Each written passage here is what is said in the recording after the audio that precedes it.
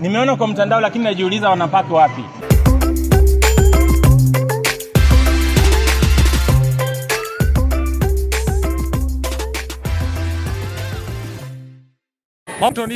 Juzi actually ni jana Bahati anamzawadia mkewe gari mpya.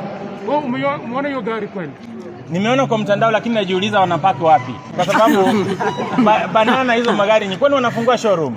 Unajua si kuja Runda, mahali ploti ni nusu eka. So mimi nafurahia sana Bahati anajaribu sana.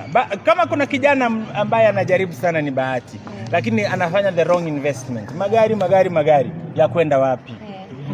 Mimi jirani yangu, nataka niseme hivi, jirani yangu pale Runda ni SK Macharia mwenye Citizen TV.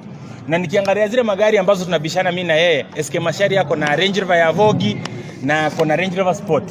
Na kijana yake anaendesha Porsche Cayenne na juzi bibi yake akamnunulia Vogue. Na hao ni billionaires. Sasa hawa vijana wadogo magari ukipaki wapi? Ringtone Compound atuoneshe compound mahali zipo. Hatutaki tuoneshe gari imepakiwa kwa hoteli. Fanya hivi, next time ukizawadi bibi yako gari, paki kwako nyumbani tuoneshe gari. Nyumba ile nilipea bibi yangu hii. Gari hapa chini, hivyo tutaamini. Ringtone una magari mangapi? Mimi niko na mingi, hata sometimes nashindwa kuhesabu. Hata ukiniuliza manamba plate za gari yangu ni ngumu. Niko na gari mingi sana. Hata zingine ziko kwa police station, magari ziko nyingi. Na unapaka wapi? Mimi niko na compound ya magari kama 70 to 100. Uliza wasanii watakwambia si wanakujanga kwangu, wanapack wao na wale wamekuja na wao. Ringtone, there's a time Willy Paul put up a poster, alikuwa anasema he wanted to vie as an MP in Mathare. So what do you think of Willy Paul as a leader?